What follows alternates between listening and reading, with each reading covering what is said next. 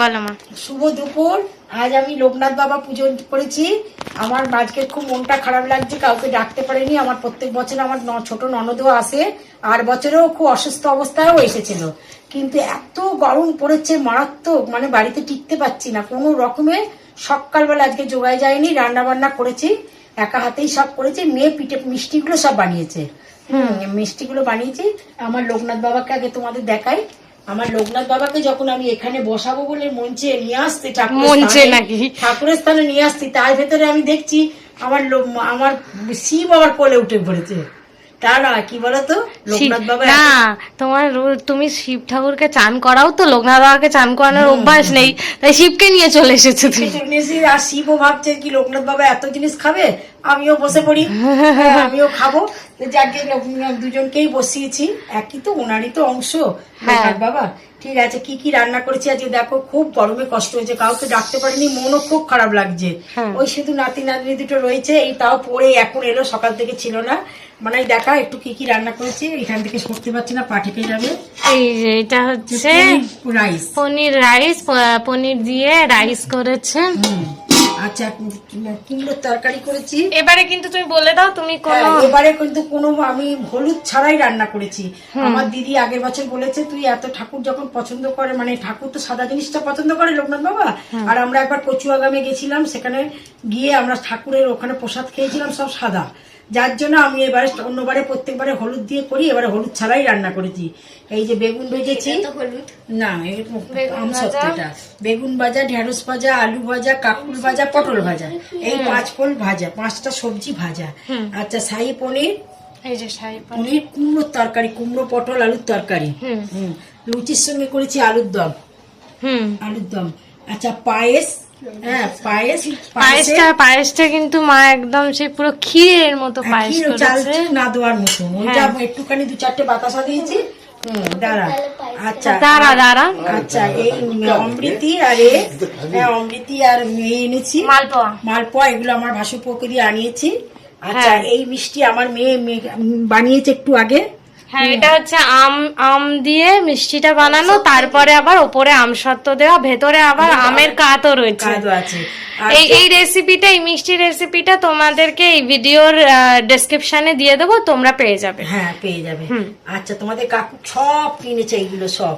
এই যে এই এনেছে তালশাঁস। আচ্ছা, এটা হচ্ছে আমি চাটনিও করেছি ঠাকুরের জন্য, ওখানে আমরা গিয়ে চাটনি খেয়েছিলাম।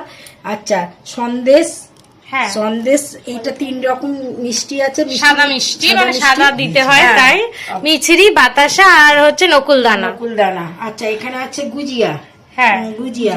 আচ্ছা, এইটা আমার মেয়ে বানিয়েছে রসমালাই, সাদা ভালোবাসে বলে সাদা রসমালাই। আচ্ছা, ঠাকুরের এইটা দেখাই এক্ষুনি, মেয়ে এই যে মাখনটা বানিয়েছে। আমি প্রত্যেকবারই মাখন দিই বানিয়ে, এবারে মাখনটা রংটা একটু কালারটা আরো সাদা হয়, আরো সাদা হয়, একটু লাল। আর এই যে ঠাকুরের 5 ফল কাটিনি, কাটলে কেউ খায় না, কেউ যদি খায় এখান থেকে গোটা ফল দিয়ে দেবো, সে খেয়ে নেবে, এমনি কাটলেই না নষ্ট হয়ে যায়, পড়ে থাকে। আচ্ছা, আর এই যে আর কি করেছি, আর এই সমস্তই রান্না বান্না করেছি। এবারে পুজোটা হবে, আমি পাঁচালিটা পড়ি। হ্যাঁ, আর তোমাদেরকে একবার ঠাকুরের মুখটা একটু ভালো করে দেখাই। আমি অনেক দূরে বসে আছি বলে সামনে যেতে পারছি না। তো এইটা হচ্ছে আমাদের ঠাকুর, আর এই মা রান্না আজকে এইসব রান্না বান্না করেছে। এবার আমি পাঁচালিটা পড়ে নি, পুজোটা করে নিয়ে তারপরে তোরা খাবি। আসলে অনেক বেলা হয়ে গেছে, 3:10 বেজে গেছে, অনেকক্ষণ ধরে রান্না করছি আমি একা তো। তারপরে মেয়ে এলো, মেয়ের পেছনে আবার একটু এটা ধরলাম, ওটা ধরলাম। ঠিক আছে, চলো। হ্যাঁ, আচ্ছা, বলে দাও তুমি। হ্যাঁ, আচ্ছা, আমার লোকনাথ বাবার পুজোটা আমি করেছি, মেয়ে বইটা পাঁচালিটা পড়ে দিচ্ছে। ত্রিকালজ্ঞ মহাযোগী লোকনাথের জয়, পাপি তাপি উদ্ধারিতে হলেন উদয়। অভিভূত হন বাবা কচুয়া গ্রামেতে, জনমিল লোকনাথ ঘোষাল গৃহেতে। সীতারাম কানাই ঘোষাল কমলা দেবী মাতা, ধর্মপরায়ণা তিনি সতী প্রতিব্রতা। 11 বর্ষ যবে লোকনাথ হলো, ভগবান গাঙ্গুলি তারে সন্ন্যাস দীক্ষা দিল। গৃহত্যাগ করিয়া ত্যাজি পরিজন, গুরু সঙ্গে কালীঘাট হলেন আগমন। বেণী মাধব বাল্যসাথী সঙ্গতেই ছিল, শিষ্যদয়ে গুরু নানা যোগ শিখাইল। তারপর আসে তারা হিমাদ্রি শিখরে, দীর্ঘদিন সাধনায় সিদ্ধ লাভ করে।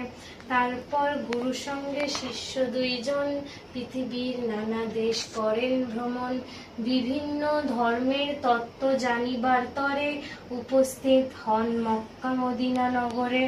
কাবুলে আসিয়া মোল্লা সাদির ভবনে, কোরআন শরীফ পাঠ করেন যতনে। বিশ্ব পরিক্রমা শেষে বেণীমাধব সঙ্গতে উপস্থিত হন চন্দ্রনাথ পাহাড়েতে। দাবানল জ্বলে ওঠে বনের ভেতরে, অগ্নি থেকে রক্ষা করেন বিজয় গোস্বামীরে। বেণীমাধব চলে যান কামাখ্যা ধামেতে, বাবা নেমে আসলেন বারদি গ্রামেতে। বাবাকে প্রথমে কেউ চিনিতে না পারে, পাগল বলিয়া সবে উপহাস করে। একদিন দুই ব্রাহ্মণের পৈতে জড়াইল, গায়ত্রী করিয়া বাবা তাহা খুলে দিল। চারিদিকে এই কথা প্রচার হইল, দলে দলে ভক্তবৃন্দ আসিতে লাগিল। অতঃপর আশ্রম হইল বারদিতে, বহু ভক্ত শিষ্য সেথা লাগিল আসিতে। পাপী তাপী রোগী আর আসিল তথায়, সবার কষ্ট বাবা করে নিরাময়। শিষ্য আর ভক্তের বাবায় বলেন একথা, আমারে ঠাকুর রূপে পূজা করা বৃথা। শ্রদ্ধা ভক্তি নিয়ে যে বা আমারে ডাকিবে,